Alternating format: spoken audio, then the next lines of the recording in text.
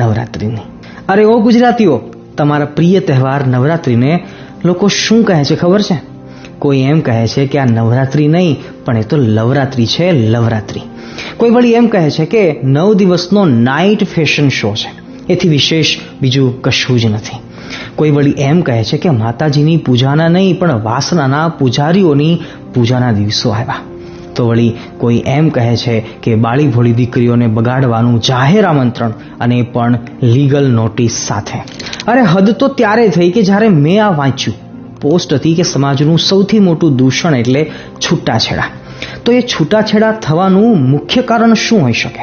તો જવાબમાં કોઈકે લખ્યું કે ડિસરિસ્પેક્ટ, કોઈકે વળી લખ્યું કે બેડ બિહેવિયર, કોઈકે વળી એમ લખ્યું કે ઓછી વાતચીત થતી હશે, કોઈકે વળી એવું લખ્યું કે પૈસાનો અભાવ, તો વળી કોઈકે એમ લખ્યું કે વધતી જતી જરૂરિયાતો. પરંતુ એમાં કોઈકે લખ્યું કે નવરાત્રિના કારણે પણ છૂટાછેડા થાય છે. OMG.